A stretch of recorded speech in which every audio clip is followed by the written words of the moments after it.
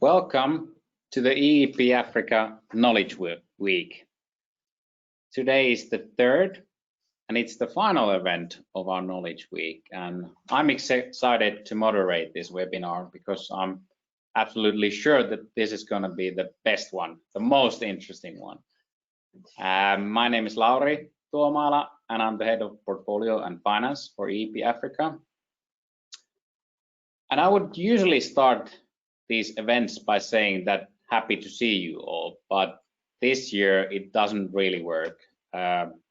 Just a year ago we were in Arusha, Tanzania, hosting a physical knowledge exchange forum, but that's just not possible at the moment.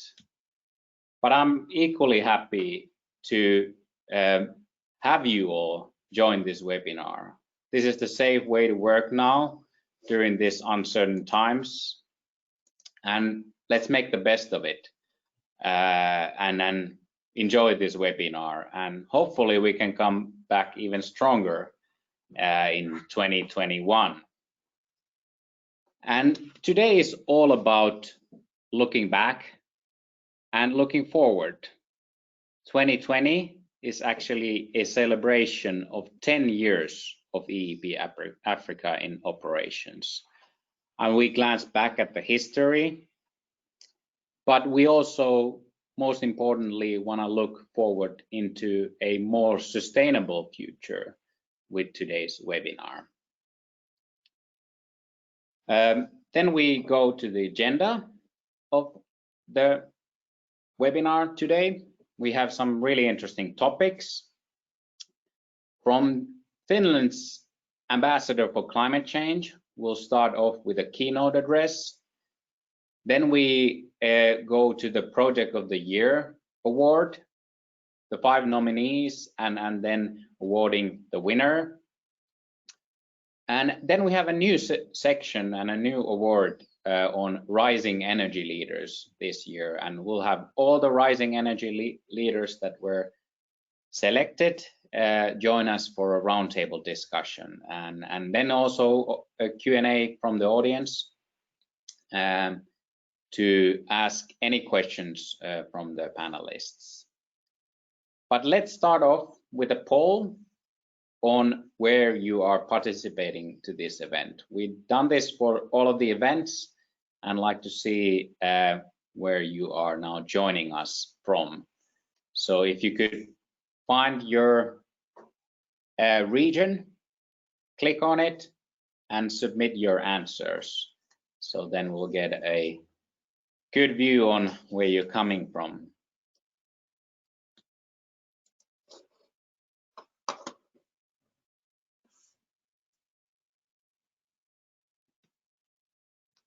All right, do we have the results then? Okay, as we see different parts of Africa represented, and then also a large group of European representatives. Great to have you all here join for the webinar. A few fast facts about EEP Africa before we kick off. I'm sure EEP Africa is familiar for most of you, but a good reminder of a few important facts. We are a multi-donor trust fund, and EEP Africa is hosted and managed by the Nordic Development Fund. The donors for EEP Africa are Austria, Finland, and NDF. And what we do, we provide early stage grant and catalytic financing for innovative clean energy projects. And we work in Southern and East Africa. That's our region. And in addition to the financing that we provide, we also work on investment facilitation and business development support. And our third component is knowledge and partnerships. And this webinar is, of course, all about the knowledge and the partnerships that we're working on. But then, as I mentioned, we are celebrating 10 years of EEP Africa, and we've achieved something, and we've achieved that through these remarkable companies, NGOs that are working in the sector in these countries, in these 15 countries in Southern and East Africa. And I maybe just want to mention a few points here, that over these 10 years, we have supported over 270 projects, and the total funding that we have provided to these companies is over 50 million euros. And even during this difficult year, the investment committee in September was able to approve 20 new projects for funding, which will hopefully kick off in 2021. So that's what we have been doing. And as a development impact, we can mention that with this funding and with the help of these organizations, we have been able to increase clean energy access to over 5 million people.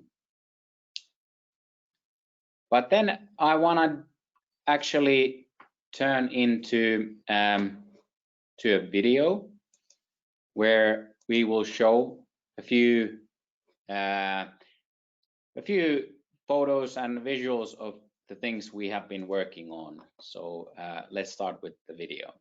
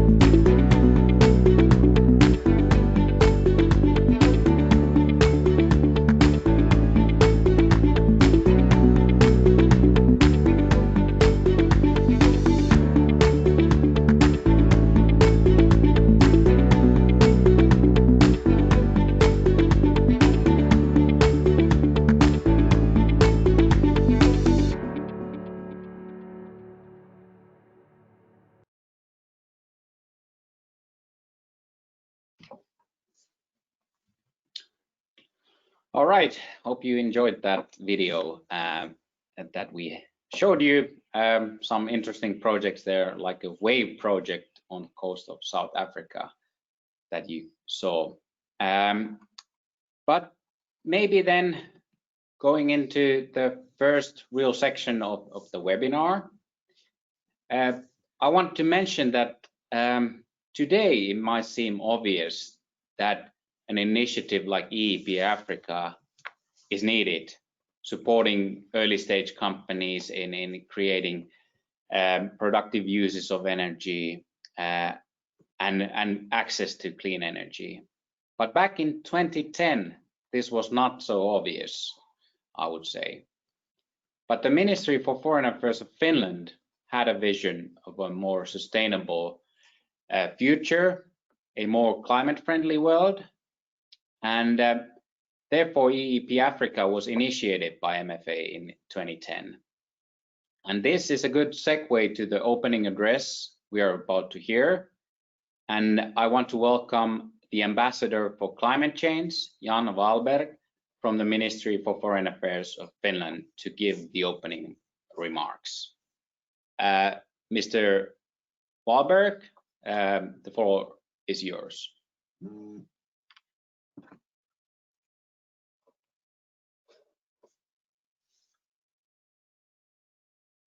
You have to unmute him.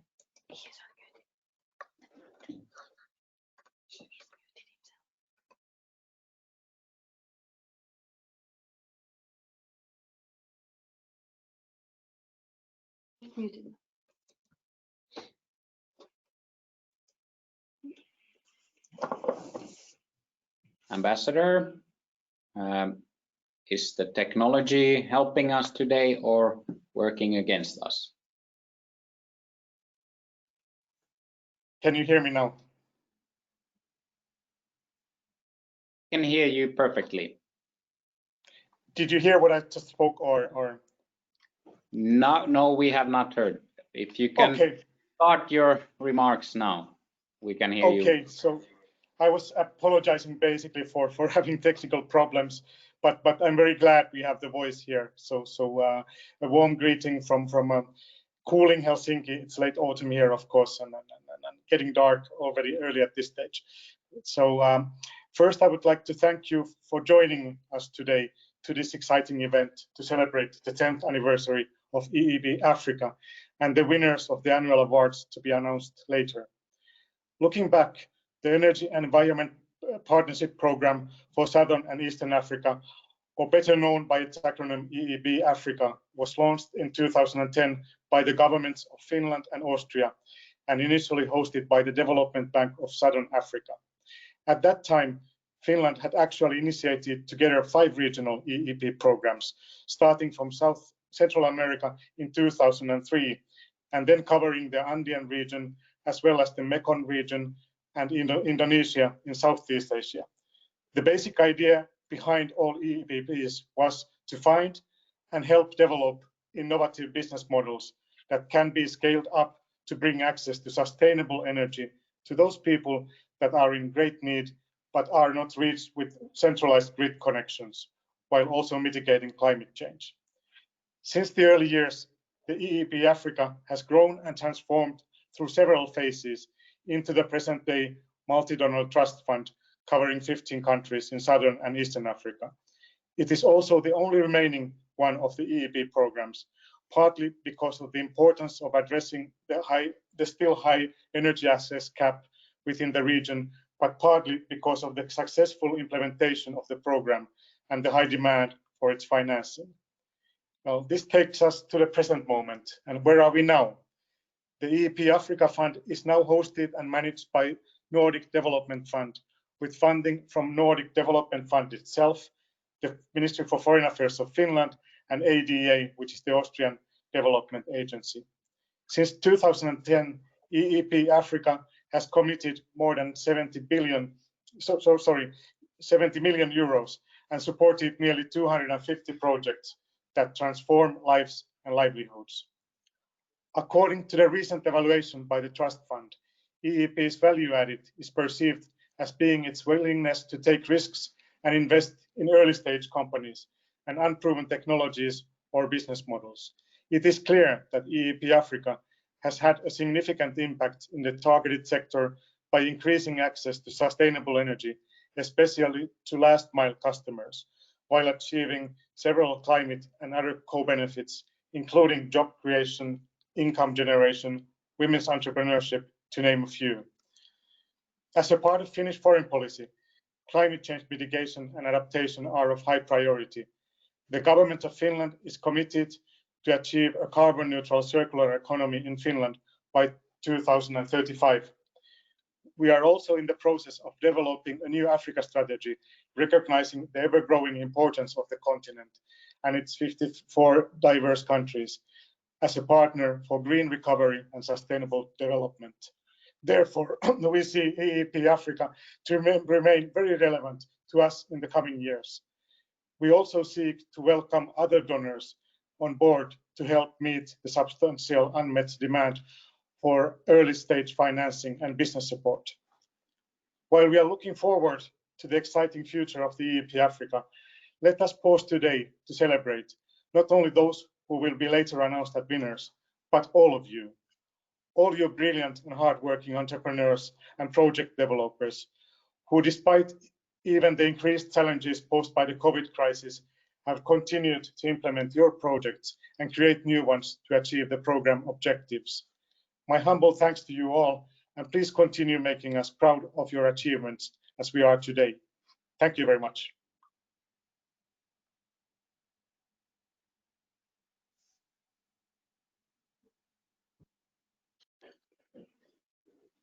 Thank you, Ambassador Wahlberg, for those kind words. And I fully agree what you said about these companies and these project developers creating a important and relevant impact in the sector. And that is a good start for the next session we have in the webinar, and that's the Project of the Year award. This is actually the 7th year we are awarding EEP Africa Project of the Year winner. And I have to say that this has been a really difficult year for many of the companies working in the sector. But despite that, we had a really amazing set of companies and projects applying, and we even had some of our portfolio companies overachieving their objectives this year. And that is a cause for celebration. And then, as Ambassador Wahlberg mentioned, this award is also about celebrating the achievements of all of these project developers that we are working with. This is really to celebrate what they have done, what they have achieved, and then we want to highlight a few specifically and importantly outstanding achievements in the sector. And we were looking at these projects from different angles, and had a focus on innovation, development impact, business viability, and the progress achieved in 2020. That is the criteria for selecting the Project of the Year winner. And the decision is being made by a prestigious jury panel, and I will now hand over to the chair of that jury, Aleksi Lumijärvi from Nordic Development Fund, to present the nominees. Aleksi, go ahead.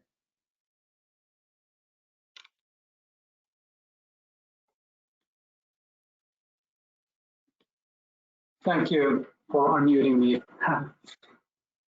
Great, thank you, Lauri. It's been a real pleasure to start with. It's been a real pleasure and an honor to chair this jury.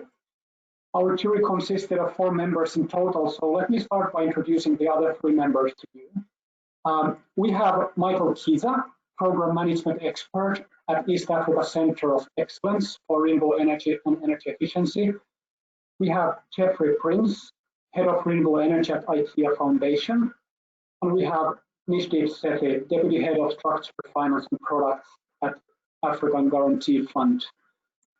So we had an exciting shortlist of 5 successful companies really to choose from. These finalists have not only survived, but even thrived during this challenging year by introducing smart responses to the COVID pandemic. I can tell you it was a really tight race, and the winner won by a very narrow margin. So now, before announcing the winner, I will briefly introduce these companies and their key achievements to you. Of the other 2 members, I have Jeffrey Prince joining me today. So Jeffrey, could you start by introducing the first 3 finalists? And by the way, these introductions run in alphabetical order, so these are no indications about the winner. So over to you, Jeff. Yeah, thanks, Aleksi. Thanks for having us from IKEA Foundation, and thanks, Mr. Wahlberg, for your introductory remarks. The first 3 finalists that I'll be presenting include Gigawatt, which is a large-scale solar builder, in this case in Burundi, very active in Eastern Africa. But the project this time around is in Burundi, where they are setting the stage for a 7.5 megawatt solar power plant. So Gigawatt builds, finances, and operates large-scale solar. So we had a look at what they presented. The second finalist is Jazza, which offers a battery rental model or a battery pack swap model. And they're looking at reaching some 60 solar energy hubs, and I think they're at 30,000 people that they're able to reach with their services. So Jazza battery swap model very much focused on lower income customers. The third finalist is Tiny Totals, which combines daycare with clean cooking. So they're aiming at distributing 5,000 stoves to some 16,000 customers that are now participating in their daycare centers. That's it for me. Great, Jeffrey. So let's move on to the fourth candidate and finalist, which is Yellow from Malawi. And their EEP Africa project was to scale up the Women's Digital Inclusion for a solar home system sales network. So the result, after struggling in the beginning, was a very rapidly scaling business with a specifically strong gender focus, very much enabled by their custom-built CRM platform. So some of the main achievements this year have been achieving growth of 20% on a monthly basis, also launching operations in Uganda, training more than 300 women, and increased female sales agents by 150%. They've connected so far almost 40,000 homes, which is quite astonishing for this kind of a small new company. And they also closed earlier this year a Series A equity round, which of course is also a good sign of successful year for them. So then we move to the fifth finalist, who is ZONFUL Energy from Zimbabwe. Their EEP project was to scale up in Zimbabwe to become the first national pay-go solar company in the country. Their result, in addition to generally growing their business, was also to expanding product offerings to address the customer needs brought by the COVID pandemic. So their main achievements this year have been selling over 1,000 TVs that can double as computer monitors. They've enabled 500,000 pupils to go to school remotely in the middle of the pandemic. They've also introduced solar pumps to improve sanitation in this difficult situation. And in parallel with all of that, they've expanded into Mozambique market. And finally, they also raised a remarkable amount of additional financing, including both grant and commercial financing, enabling them to go further in Zimbabwe and Mozambique. So again, really successful EEP project, an interesting small young company. So these were the 5 finalists. As I already said, the competition was really tight. In fact, jury members' views on the best projects were to some extent divided, but as only one can win, so we were able to select the winner unanimously by a small margin. It's a project and a company who scored high by all jury members in the end. So the winner is, and the EEP project of the year is, Gigawatt Global and their Burundi Solar PV project. Congratulations. And congratulations for all the finalists as well. Congratulations, Gigawatt Global. Yeah. It's amazing what partnership can achieve. Gigawatt is really a groundbreaking company in what they have been able to achieve in the sector of clean energy. And EEP Africa is really proud that with our small funding, we are able to move forward and help in this early stage of development some of these project developers and companies. And these can ultimately lead to breakthroughs for the whole sector. So now I want to give the floor to Gigawatt Global. And we have Hannah Klein, the Vice President and Project Management and Research, as well as Patrick Nzitunga, Operations Manager, joining us, and then they'll give a short say on their project.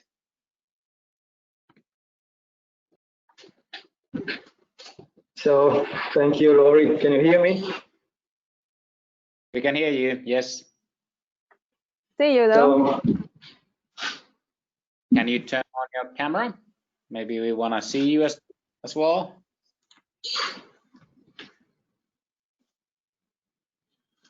All right, excellent. Yeah. So thank you very much, everybody. This is a very exciting moment. And I was selected from my team to deliver this acceptance note.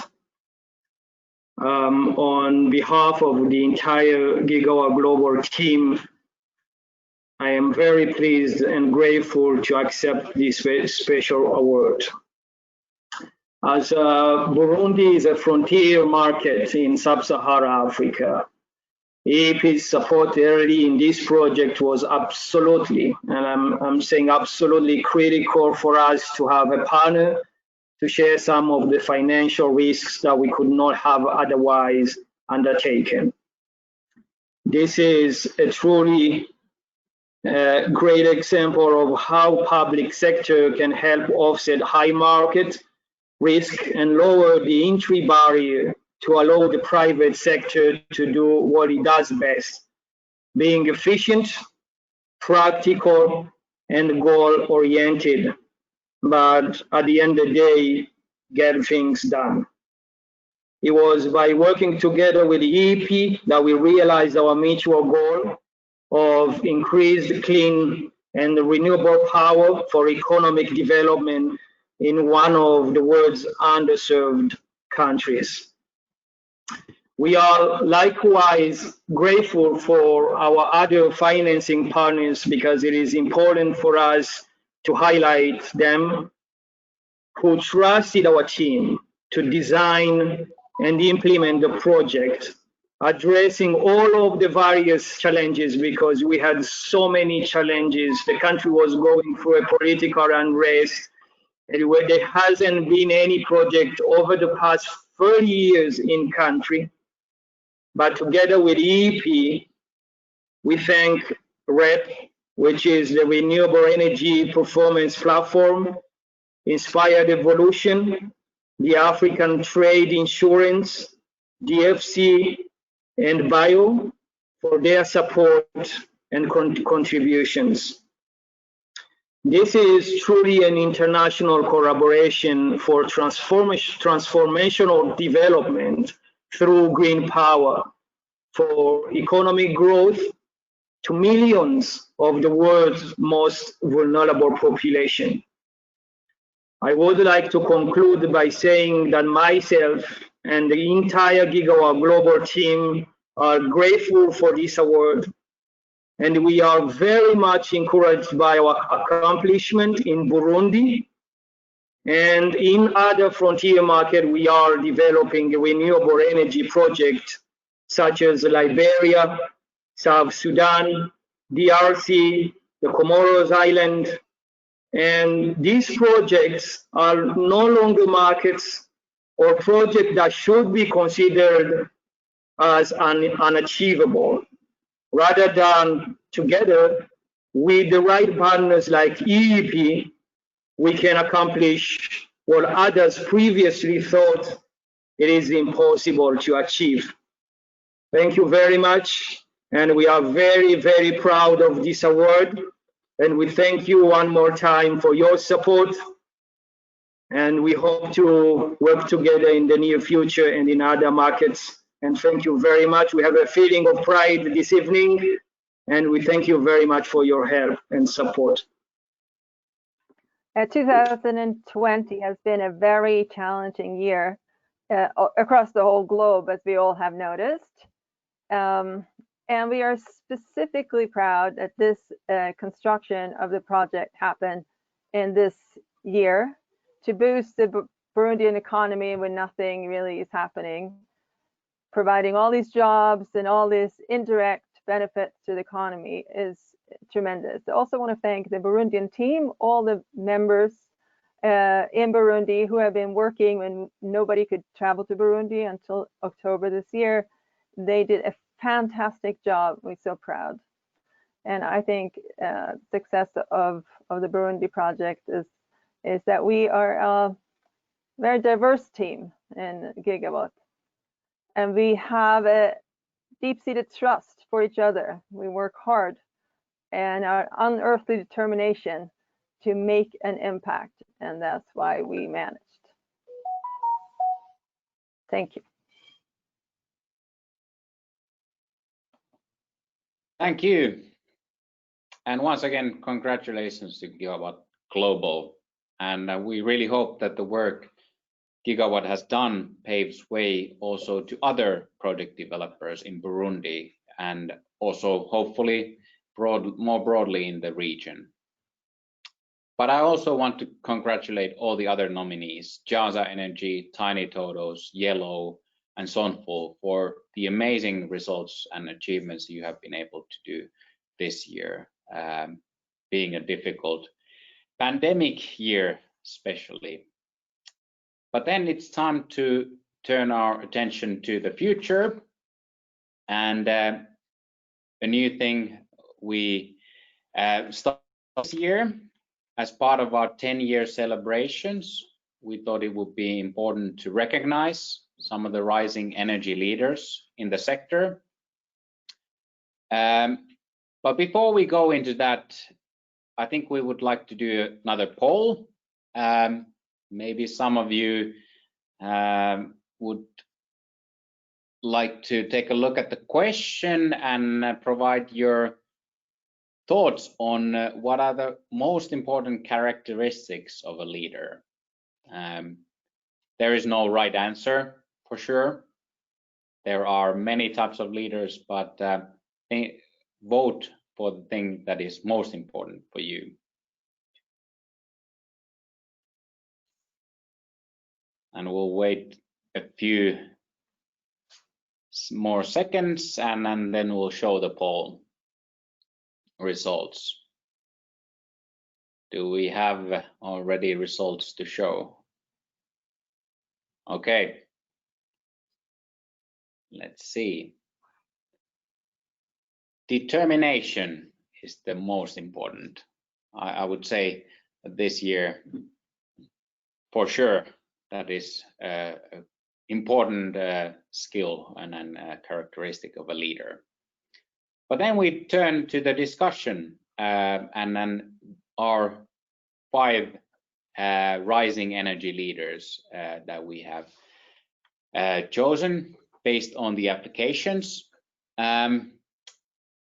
We want to highlight the criteria that we had for this new award, and we wanted to see from the applicant's commitment to clean energy, of course, demonstrated professional achievement, and also demonstrated growth, and then also clear goals for the future, what lies ahead.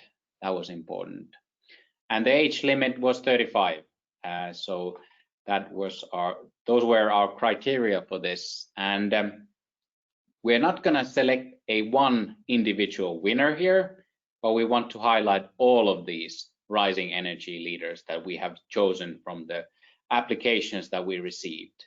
So here are our rising energy leaders for 2020, and I'll briefly introduce them, but then we go into the discussion and they can share a few words in the beginning also about their companies and what they're doing. And we have 5 joining here us today. We have Maya Konye Stewart, the co-founder and CEO of Yellow Solar from Malawi. Then we have Elana Lachena, founder and CEO of Acacia Innovations from Kenya. We have Cleophas Ahishakiye, the operations manager from Mesh Power, Rwanda. Then we have Esther Altorfer, managing director, East Africa, from Systema Bio, working in Kenya. And then we have Priscilla Sani Chimwele, founder and CEO of Wala from Malawi. And maybe all the panelists could now turn on their videos so we can see you and create a discussion. All right. We have 3 now on, and can the others? Okay, and Cleophas, still, if you can join us. Hi, happy to see you all. That is at least I can do today. So some of you have started projects and during this time, and we haven't even been able to meet you, but let's not let that stop us, and let's go into the discussion. We would like to start with Maya, and we had a kind of few themes for the discussion. One of them was kind of firstly the challenges and barriers for the sector, and especially challenges and barriers for youth and women, and this is of course an important topic for EEP Africa, and we want to support work on this. But Maya, in your nomination, you mention that how particularly women are still in a major disadvantage in accessing information. So can you talk a bit about more about that and what Project Kumbo and Yellow are doing? Thank you so much, Laurie, and greetings everyone from the warm heart of Africa in Malawi. Just to give you an idea, Yellow is a digital retail business with operations in Malawi, and recently we've opened up shop in Uganda, Kampala. We promote solar home systems and recently introduced other household goods, including smartphones, into our retail model. And before I proceed, I would first like to thank EEP for the Africa Rising Energy Leader 2020 award. I am grateful to be given this honor amongst my fellow awardees who have achieved great strides in the energy sector in their respective regions. So congratulations to everybody else. So to answer your question, Laurie, allow me to set the context so that everybody can appreciate where Project Kumbo is coming from. In Malawi, men are naturally the breadwinners and typically the custodians of phones in a household. And they typically, again, later graduate to smartphones and other smart or clean technologies. Women, on the other hand, are disenfranchised in the process of accessing technology and therefore completely lack, or they're the last people in the household to get access to digital information. They only experience technology when the breadwinner provides. So during the process of agent recruitment at Yellow in the early years, we clearly saw a massive disparity in the number of women coming through our agent recruitment funnel. Our first female agent joined only in late 2018, and she was the only female within a pool of about 50 agents over the course of 6 months. Now, myself as a woman in energy, I felt that this trend needed to be addressed. And in order to give other women in rural Malawi the opportunity to get into the funnel, equally as the other men are getting into the funnel, we had to address this quickly. So this is when Project Kumbo was born, and it was named after our first female agent. Kumbo had explained to us that she was lucky to have a husband who shared his smartphone with her to chat with friends and family and to look out for different opportunities out there. And because of this humble phone sharing gesture, she got to know about Yellow and applied to become an agent. Now, she expressed, however, that this may not be the trend in all households across rural Malawi. So we needed to find a solution.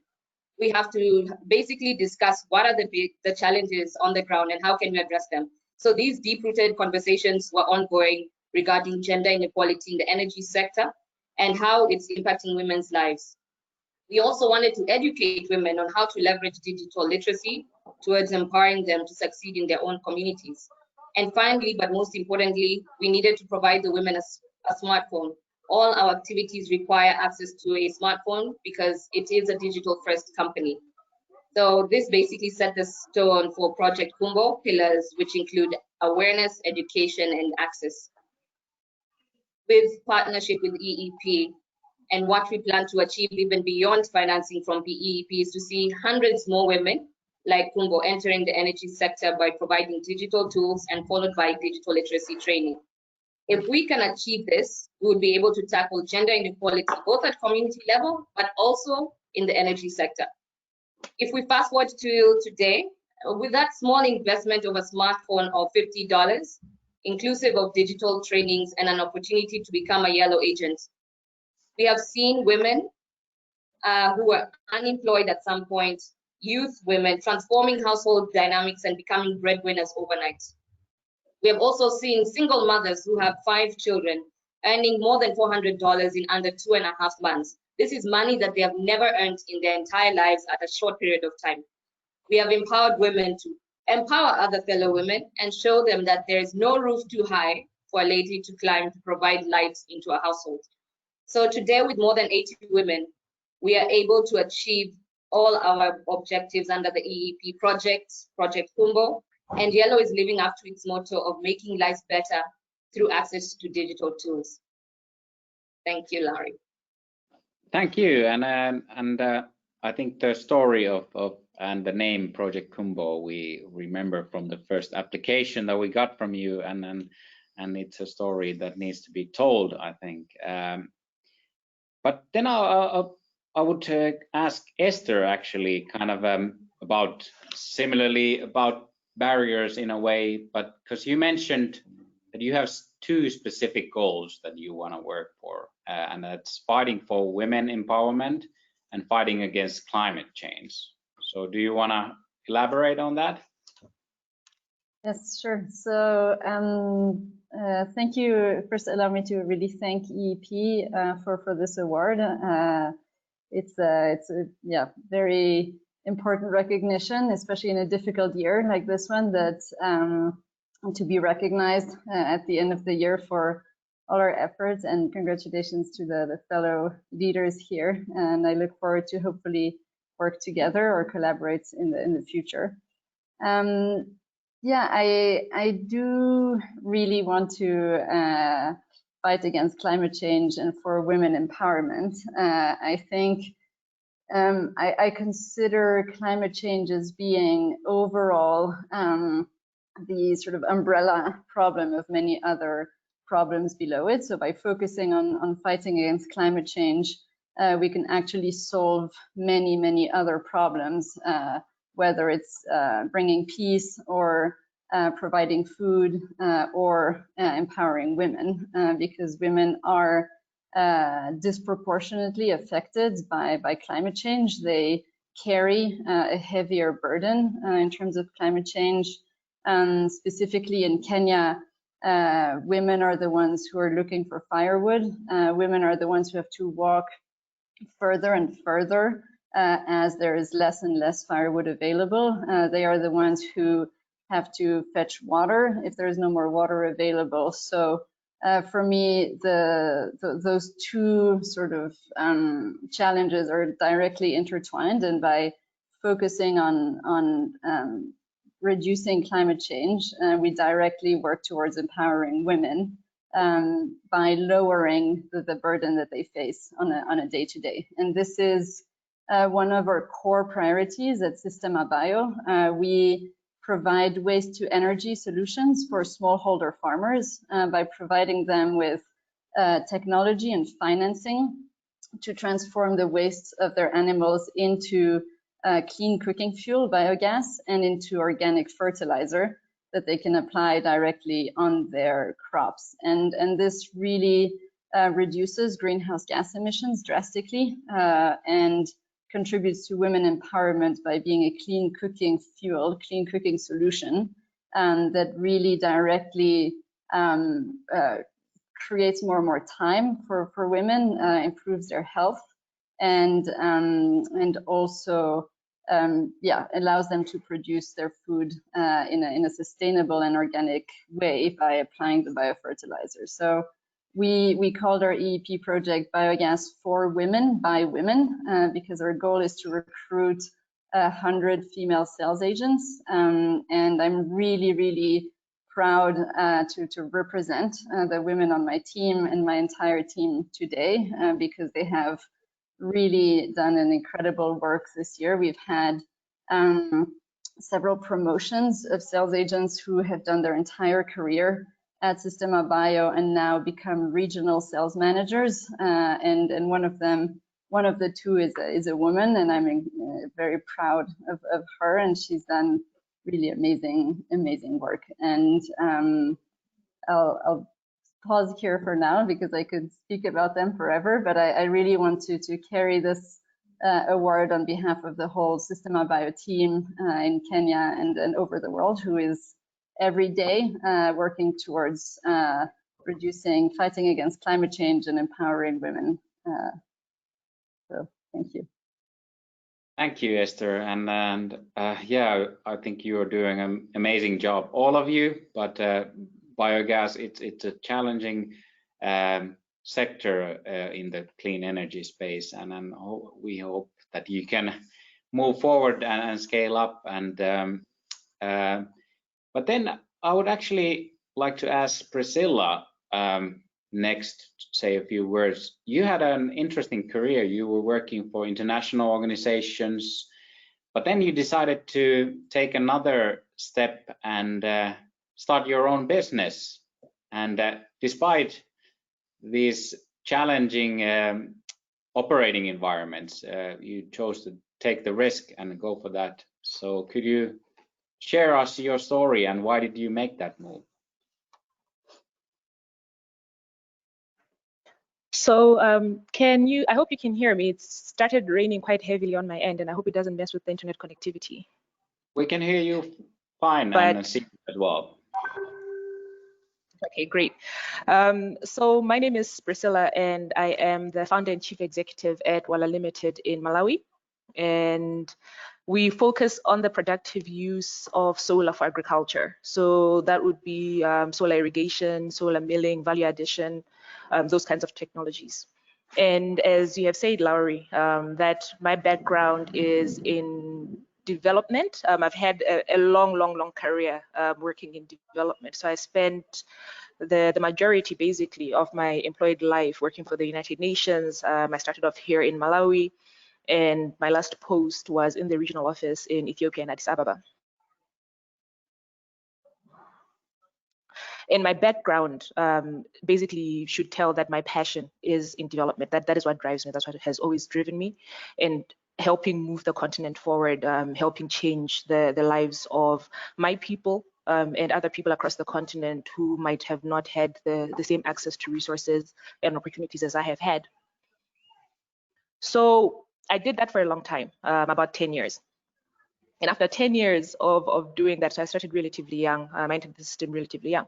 After basically 10 years of doing this, I got to a point where I was quite frustrated because, as you know, as everyone knows, that the United Nations is a very big organization. And it's almost impossible for a single individual to sort of make any kind of contributions to the agenda or to see directly what a single individual is doing, you know. So I ended up feeling like a cog in the machine and feeling like I could do more, but the space wasn't necessarily there. At the same time, because I had done this work for so long, I had built a very wide range of valuable experiences, of valuable skills that I got to a point where I started thinking I could actually apply these much more directly to my country, to interventions that I would have much more control over. In my area of specialization, the work that I was working in was actually in supporting youth entrepreneurship. So the office in Addis, the UNDP office in Addis, there was a private sector unit there. And basically my work was supporting entrepreneurs across Africa create and grow their businesses. And after a while of doing this, there was a disconnect where I'm basically helping other people do the things that I want to do, but I am not doing them. So I got to a point where I could not justify to myself why I should continue doing that, and why, to a large extent, I felt I had reached a point where, in terms of my fulfillment and my goals and what I want to see for my future, I was basically going to keep gliding within a system, within a comfort system, but not necessarily pushing myself and really doing the best that I can do and being the best that I can be. So based on that, I made the bold choice to exit the system, to resign the system. But to be able to do that, I had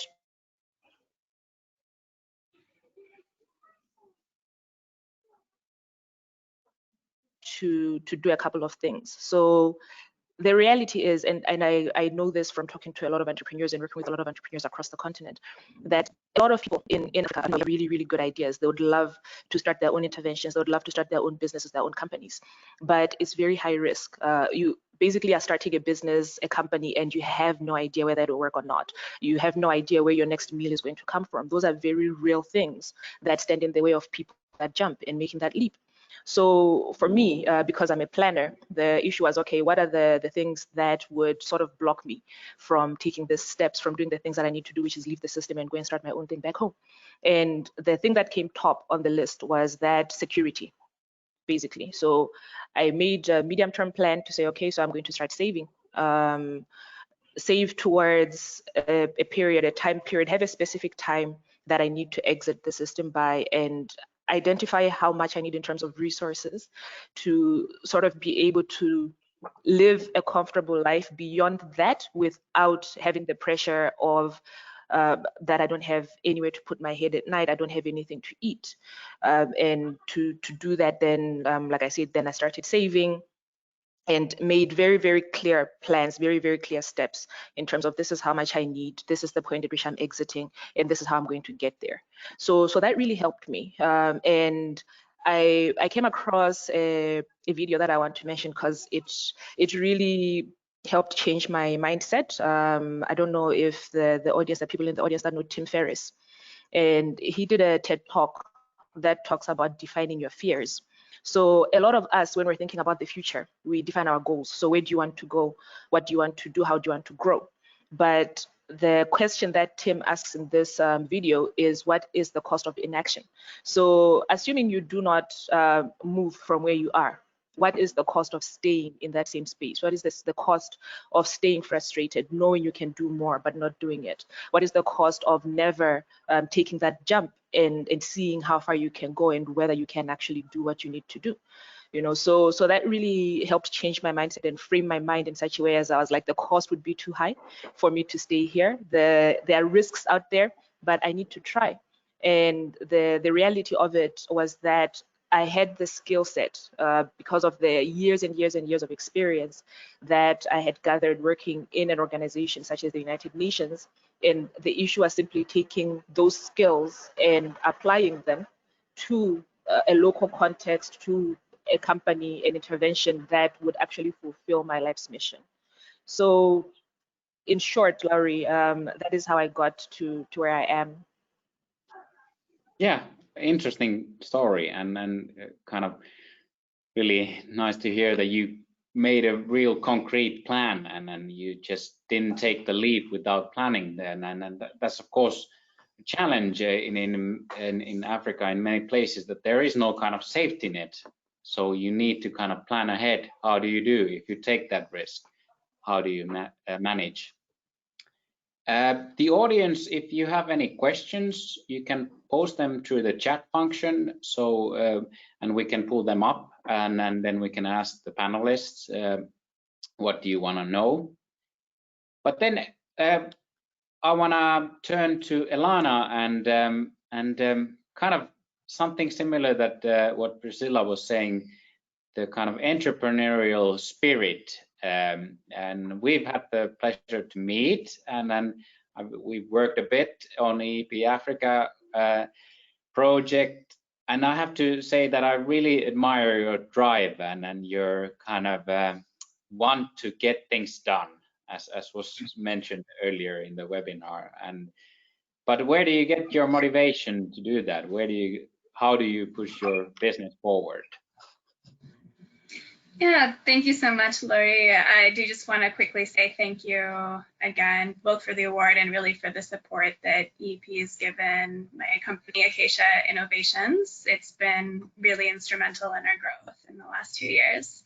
So maybe just a little background. My company makes briquettes, which is a biomass fuel from sugarcane waste.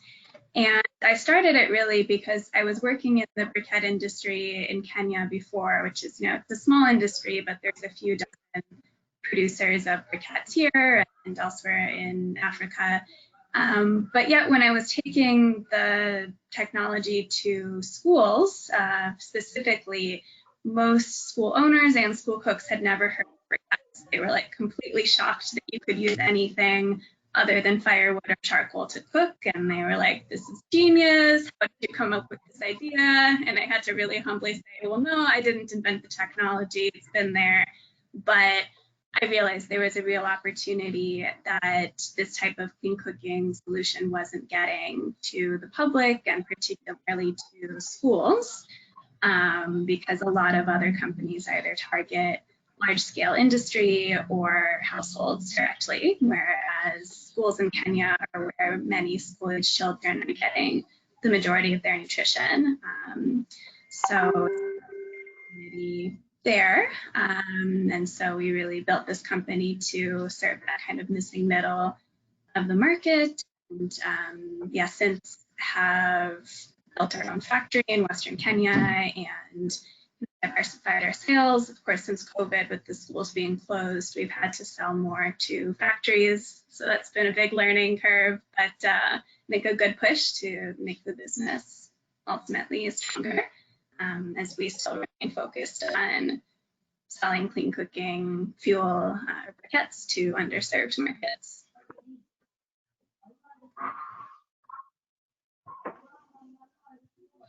We're running out of battery here, but we'll manage that. But yeah, the schools, it's really that kind of caught our eye as well when you apply for funding. I think it's a really good kind of way to target a specific market and then also the benefit. It's something really that we wanted to support.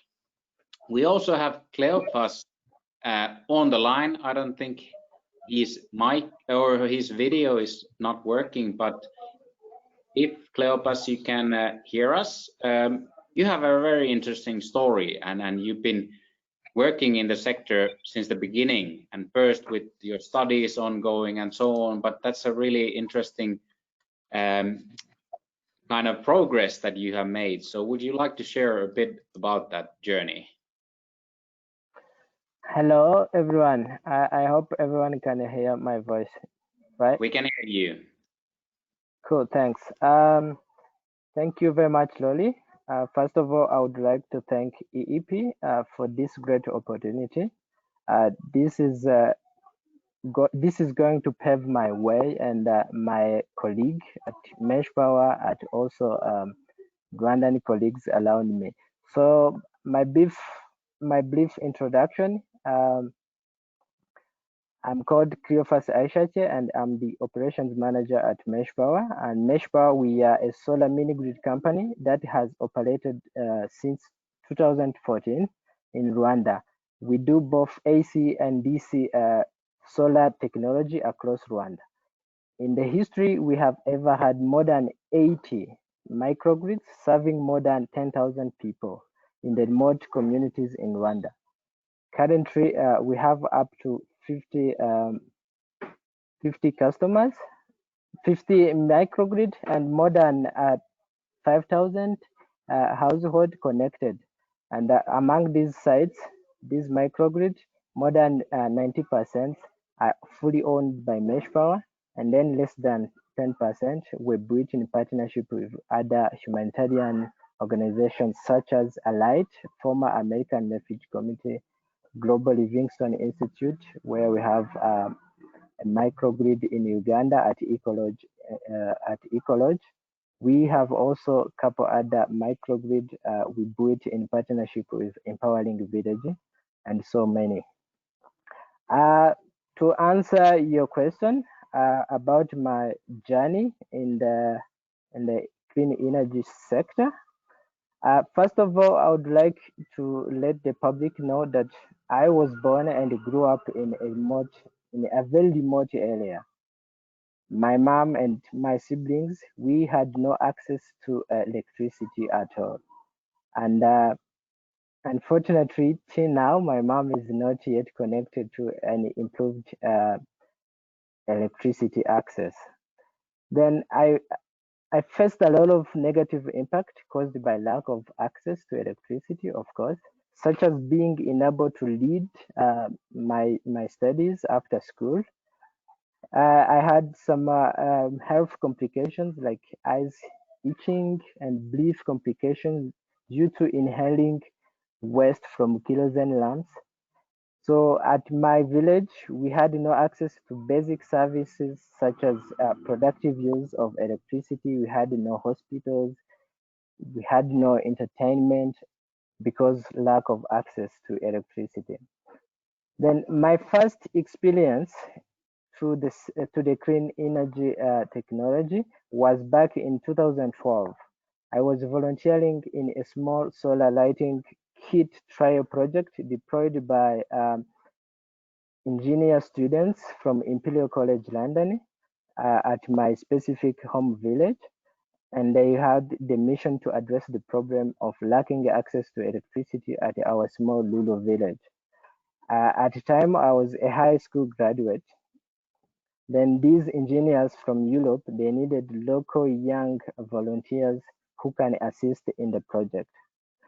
So myself and two other local colleagues, we were trained in electrical and solar skills, and we helped the project by assembling 65 small simple solar boxes called Izuwa box in a local language name. And these boxes were given to about 65 households, including my home. And this time now, we experienced the results of electrification because we had reliable enough power, but only limited for lighting and phone charging. Then in about 2.5 years later, after this trial project, this is when I joined the solar mini grid startup company, Mesh Power. And again, I was still a student. I was still in my second year of university. And I worked as part-time because, of course, I had to continue my studies at university. I worked at the company as part-time employee, mostly to help the company manage their very few initial customers. They were about 120. And my primary role was to receive customer inquiries over phone calls, as well as sometimes going out to the field. And then I report back the inquiries to the leaders. 1 year later, in 2016, thanks to EEP and other available grants, my company were able to scale up to over 2,200 household connection across rural communities in Rwanda. And during this quick growth, I was involved in looking for potential new microgrid sites, site surveying, doing a mesh power service demonstration, organizing meetings with local communities, signing up potential new customers before and during installation, and more. By then, I graduated from university, and after the key role I played in the company scale-up process, I was promoted and was hired as a full-time employee. Then I rose from being a customer service agent to being a technical assistant officer. Then I would say being hardworking, open to taking on new tasks and trying new things, even if I had never done them before, and being trustworthy were my key differentiators. I moved on now onto a role where I had to manage 17 local technicians that lived in villages where our microgrid were installed to make sure that all the issues in the field were fixed in accurate and timely manner. Now I'm the operations manager, I said that earlier, and my role includes oversight of all day-to-day field operations and the customer support activities. I also coordinate special projects as they arise. This could be managing feasibility studies, stakeholders engagement, project planning, scheduling, engineering planning, procurement, on-field installation coordination, resources allocation, as well as risk analysis and mitigation. And now, as Mesh Power expands our services to new business lines, including clean cooking, I'm getting involved in more strategic and higher level business decision making. I think that's what I can talk about my journey into this clean energy sector. Thank you. Thank you, Cleopas. And I mean, I think also for the sector to grow, there's a lot of skills development overall that is needed. And most of you are already kind of managing large teams, and you need to kind of take care and improve the skills of the teams. So Maya, you mentioned specifically that you're mentoring your staff, and could you tell about that, and then kind of where your mentors may be, and then how can we kind of expand the skill development? And others can join as well. Share your thoughts on this topic once Maya has started. Thank you, Larry. Thank you. Okay, can you go ahead? Maya, go ahead. All right. Thank you, Larry. I just, yeah, I mean, on the topic of mentorship, it's something as people in energy need to really think about, not for the short term, but something for the long term. The energy sector in Malawi is, I would want to say, still at early stages where a lot of players are coming into the market and they're trying to find their foot on the ground. From my perspective, I was exposed to energy as far back as 2008 when I started working for an energy company back then. And my mentor is another lady as well. Her name is Krista Roth. She's from Germany. And she doesn't know that she's probably my mentor because she's always immersed into energy. She forgets what she's trying to do and achieve. But I follow in her footsteps, or in her, I would like to say, in her shadows, and try to achieve as much as I can in terms of learning from her, understanding and appreciating what it means to be in the energy sector and how we can contribute towards creating an impact in the country as a whole. Well, what Krista has taught me, I would say to date, is understanding of different technologies that are available in the market. She's made me understand as well the challenges that need to be addressed critically right now, and some that we can put on the back burner and address in future. She's what I would call an energy guru, and she lives, breathes, sleeps, speaks, eats energy, and those are the things that drive me and motivate me to take that leap into the energy sector and try and create my own impact, in as small as it may be today. So for Krista, she's to me, I would want to say, a light in a very dark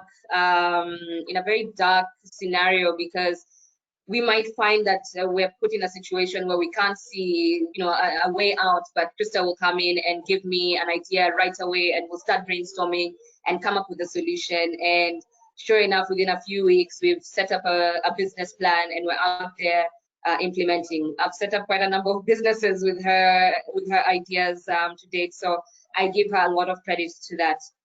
But there's one thing that Krista has shown me, and from a country's perspective, we have to come together with all our special strengths and push towards one agenda. In this case, for Malawi, what we want to call our agenda is creating access to sustainable energy. And now with the mission of no one left behind. This is something that we've been trying to sing, and 2020, despite the pandemic, we're trying our level best to make sure that no one is left behind in the energy sector. And we cannot achieve this alone. We all need all hands on deck, and that's why I support even other companies. When you talk about mentorship, we might be thinking about mentoring just our members of staff or the youth in the energy sector, but I also go out as far as possible to support even my competitors and share with them different ideas, marketing and data knowledge that can help them improve their businesses. So for me, Krista embodies the person I would like to be. She's a genuine lover of all things energy. She's an environmentalist, and she also questions every technology that is put out in front of the general public. Is it the right technology to be introduced into the market? Is it the right time? And how will it be accepted? So she showed me that there's no such thing as one technology fits all. For example, we might be promoting a beautiful tier 1, tier 2 cook stove in Malawi, but if we took that same technology and just crossed across the border into Zambia, or took it to East Africa and Ethiopia, for example, that technology would fail desperately. And this is predominantly due to different cultures and the behaviors surrounding cooking.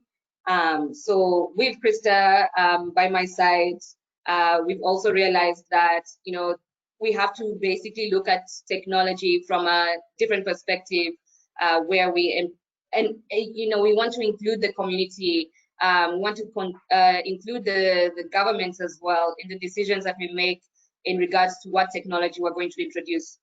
We could invest millions of dollars into R&D, into implementation, but if the community refuses to accept that technology, it's a waste of time and resources, and we've seen this happen before. So how do I pass this knowledge on to other team members? Like I said, I support with a lot of sharing of information, but most importantly, we don't want to jump the gun and introduce what may sound as fun or in vogue. We want to make sure that consumer data is what drives technology uptake, and we want to make sure that the designing of our marketing campaigns, our business strategies, have actually got some substance that has been collected, and we are making informed decisions going forward. Thank you, Larry.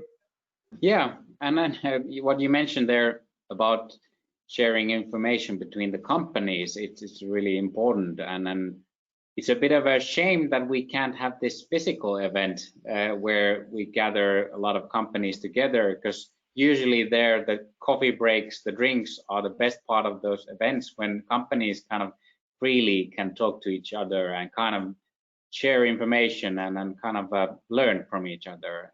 But we'll do what we can in this situation. Does anyone want to add to that topic? Yeah, so yes, Laurie, so just to sort of add on to what you have just actually highlighted, I wanted to highlight that in Maya's points just now, that I really like that, because for me personally, the mentors that have had the most impact in terms of my career, in terms of my development, have actually been my peers. So a lot of us, when we think of mentors, we think upwards. We think of somebody who is more advanced, somebody who has done a lot more in the sector than we have, somebody who has years and years and years of experience. And usually it is thought of in terms of from up down. So I'm down here and I'm getting information from this person up there, I'm getting support from this person up there. But you find that a lot of the time your peers that you're starting with in the sector, that you're exploring with, actually have a lot to teach you as well. So I just wanted to say I really like that. And a lot of the time we sort of overlook our peers as potential mentors, but there's a lot of opportunity there, because mentorship, structured mentorship, is something that is not always easy to get. But if you have a tribe, in some sense, of like-minded individuals that are working within the sector, that are also trying to do the same things you are doing, you'd be surprised at how much you can actually teach each other. Thanks. Thanks. Any other thoughts? I think we could Maybe also think just a very short one. I think this topic of mentorship goes in line with the questionnaire, the poll that you put in the beginning. I think humility is one of the core characteristics of a leader, and it goes to constant learning and being open to understanding what we know and what we don't know, and accepting to get help, whether it's from mentors or from consultants or from peers. This is something that has really helped me throughout my career at Systema Bio. Starting 6 years ago, and with very little experience, I've really learned and grown through different consultants and soaked in as much knowledge as I could and I'm still doing it today. And I think this is really important in our sector, and those forums are very important to create those connections. Ilana and I are going to start a Kenya mentorship program here with the two of us to begin with, and we're excited for anybody else to join. So thank you, EEP, for creating those opportunities here. Well. Yeah, excellent. That's really great. And I have to say that I think I have also learned a lot from these companies that I've had the privilege to work with through EEP. I mean, you are doing amazing work and in working in different sectors and then in different environments, but there's always something to learn. And so hopefully I can come and visit you soon. Maybe also time to take a look at the kind of visions for the future, because I think there's just a lot to do. Much more needs to be achieved with the sector, and many of you have achieved already a lot, but you have also plans for the future. You have visions that you want to fulfill. Would you like to share about those plans that you have? Ilana, you were talking about your plans in Kenya in your application, and then kind of maybe beyond later on. Do you want to start? Sure. Well, I think as we know, the wood fuel market in Kenya and across Africa is huge. So I just kind of focused on my subsector. In Kenya, we have about 40,000 schools, almost all of whom are cooking with charcoal or firewood.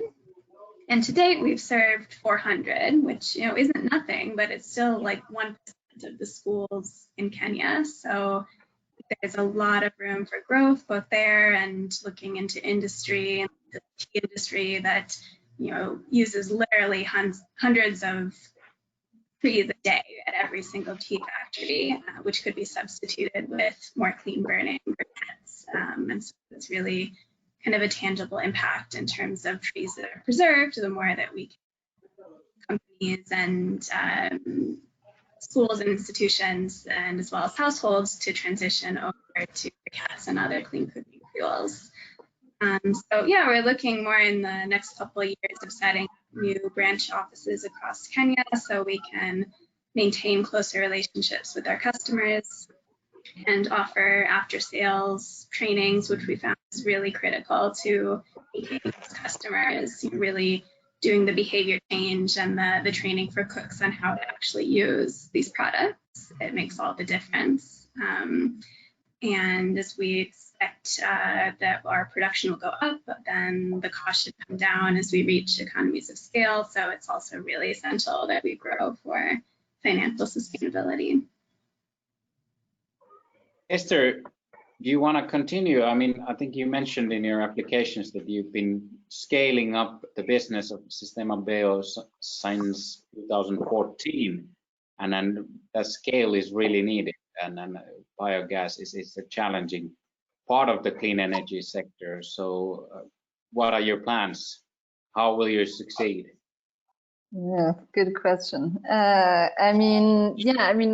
basically, Sistema Bio globally started 10 years ago in Mexico, and I joined Sistema Bio in 2014, over 6 years ago, and this was happened to be the year when we grew our sales quite drastically and became profitable for the first time as a small Mexican company at the time. And we were able to replicate this in 2015 and 2016, which allowed us to raise more money, and then to replicate the same similar model in Central America, and then eventually South America and East Africa and India. So today, I started the Kenyan subsidiary 3.5 years ago now, and we've had an incredible start. We never expected the demand to be as high,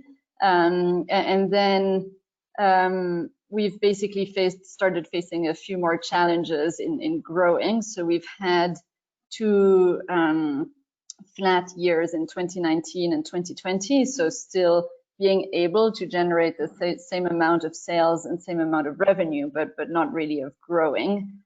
Well, because of COVID, probably this year, and the drought mostly the year before. But my goal here at scaling, focusing on Kenya and East Africa, is twofold. I think it's really growing our top line sales, sales revenue, and this is where, in collaboration with EEP, we're going to focus a lot on recruitment and training of sales agents, with a very strong focus on female sales agents who have proven sales results, given slightly more support in some areas. So this is something that we're really investing in our commercial growth. And at the same time, COVID has really forced us to cut budgets, cut costs, really drill down on our unit economics to look at what is a financially sustainable business model. And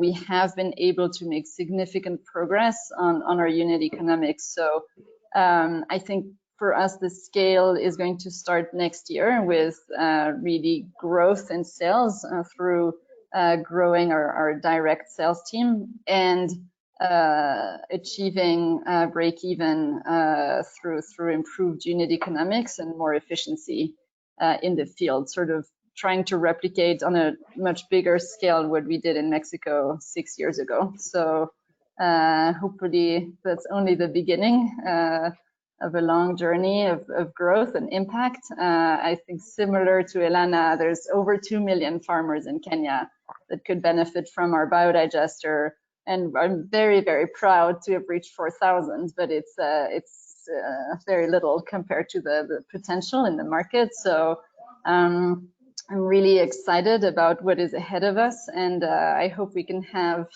a less than 45 years old event in 10 years to share where we're at all together.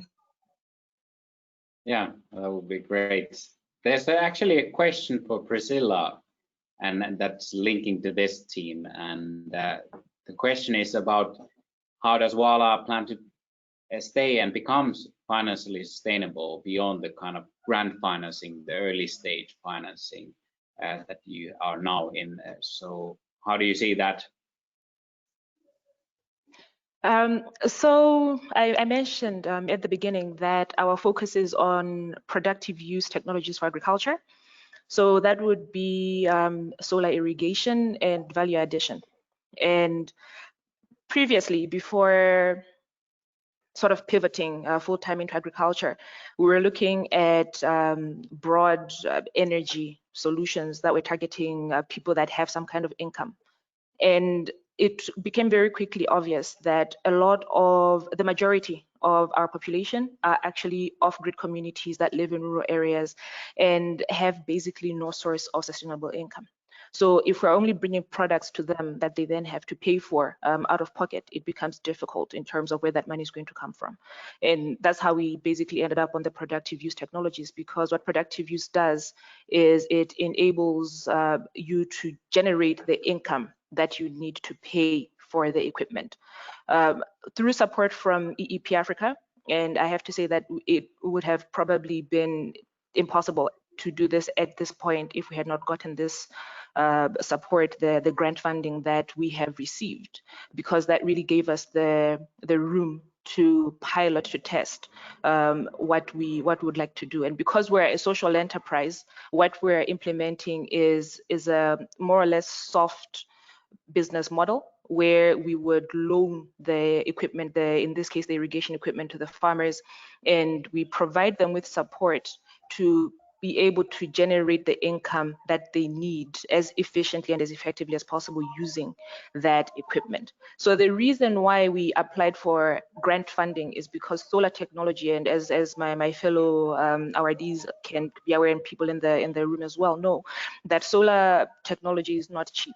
You know, so to be able to buy the kind of equipment that we needed to have an effective pilot to test whether or not solar irrigation is something that can work in Malawi, we needed to have funding that would not give us pressure to then return or to get to a point of financial viability by a certain point. So that's what the grant funding from EEP Africa has done, is given us that route to test, to pilot over the next 2 years. And the intention is that at the end of that 2-year period, we are actually financially sustainable, that we are mobilized, we're getting our own and enough money from the sales that we're making to be able to continue and to grow the company. And how we're planning on doing that is, so currently we have funding for a couple of solar irrigation systems. And the model that we have put in place, like I mentioned, is loan to own. So we loan the equipment to them, they pay for it over a period of time, and then they own it when they have paid it off, or when they have reached, when they have paid it off, they own it. But for them to be able to actually access it from us, they need to reach a certain amount of savings. And what that does is it gives the farmers a couple of months, so about 4 or 5 months, where they need to start making deposits with our financial partner. And during that period is where we have basically solar irrigation systems that are just sitting in our storage. And what we're doing now is we're actually then using those systems to sell to commercial farmers or other businesses that actually have the cash to pay upfront. And it's really been overwhelming because of COVID, our first consignment was delayed, but we actually had immediately that we put that we're funded by EEP Africa and we're doing solar irrigation on our website. We've had, I don't know how many people that were calling us saying that they want the systems and they're ready to pay upfront. So now the systems have come in, and what we're doing is we're then selling those upfront to these customers, and that gives us the income that we need to buy another consignment, so that by the time that we get to April, May next year, when the rains stop and the first group of farmers have gotten to a point where they're actually eligible to take the equipment, we have the equipment that we can then loan to them.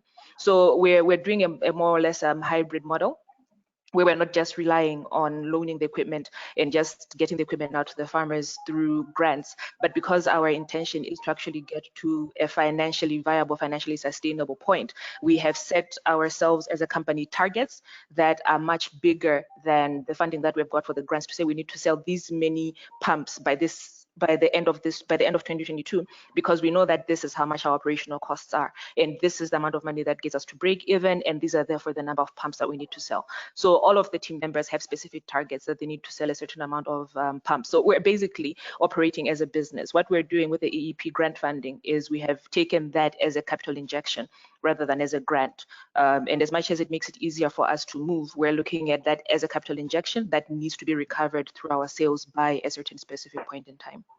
Yeah, so there's strong demand for the product, and you already can see that that a growing market for solar irrigation. That's great. I think we are coming to the end of the webinar and the discussion. Cleophas, do you have any final words to add? Yes. In my application, I mentioned about the lack of clear national policies guiding the implementation of renewable energy, and I have observed this as one of the key challenges to the clean energy solution developers. And I have to comment about that. For instance, here in Rwanda, I'm not sure about the other countries, but although there is a national electrification plan formally on the papers, but the reality on the ground is that sometimes the national grid penetrates on the off-grid areas, and however, there are no official compensations for the existing mini grids when the grid takes over. So this is one of the big challenges even at our company we have faced. Some of our microgrid were forced to close a few months, few years after installation, and this needs to be resolved in order to secure long-term investment in the sector. And also,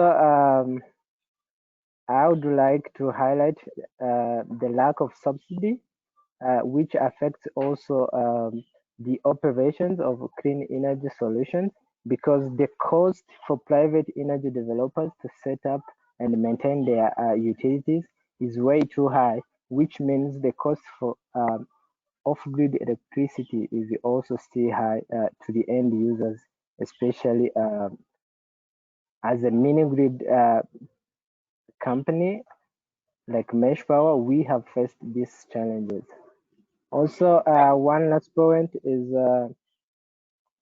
somehow it is assumed that private sectors is able to take on all the financial risks and make a profit.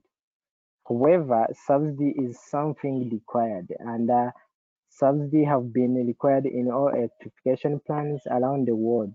But now private sector is expected to make it work on their own. This is a significant amount of energy and investment required to change this idea if you want to produce a rural electrification plan that will be successful. That's the final comments I would like to express in this one. Yeah, very true. And then in the mini grid sector, these are the challenges that are coming up, and hopefully EEP Africa can help in some of those projects in kind of mitigating the risk or lowering the risk by taking part of the funding gap with grant financing. So that's one possible way to help there. I think the clear message on the policies from the private sector is that please just agree on the policies, and then we can work on this and get this done. But that's not really happening as fast as many would like it to happen. But I think we've come to the end. If anyone doesn't want to add specifically to the discussion, I want to thank you all. I want to congratulate you all. You are definitely the future for the sector, and then hope all the best in your efforts to growing your businesses and creating a significant development impact. This is a really important area of work that we're all in, and then hopefully a lot of results can be achieved in the next years. So all the best to you. Thank you. Thank you. You're welcome. Thanks so much. This is the final event of our Knowledge Week, and I just want to highlight a few knowledge products that have just come out this week from this knowledge and partnership component of the EEP Africa. You can download these at the handouts section of the webinar. So if you want to go now and download these, go ahead. They're available. They're available at the website as well later on. We had two new products: Energizing Resilience, that is focusing on climate adaptation from clean energy projects, that just came out. And also we have a 2020 market report that is looking at the applications and how the sector has been developing based on the applications that we received this year for our funding call, focusing on productive use of energy and circular economy. So take a look what is happening in the market in that report. And there's also an interesting case study on Zembo that we just published. They're working on electric bodabodas in Kampala in Uganda.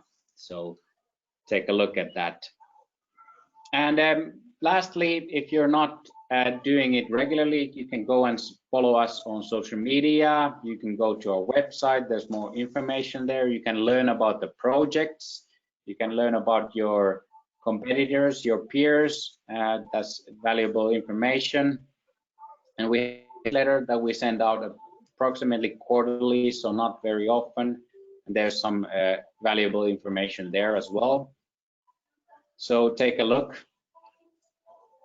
But that's the end of this webinar.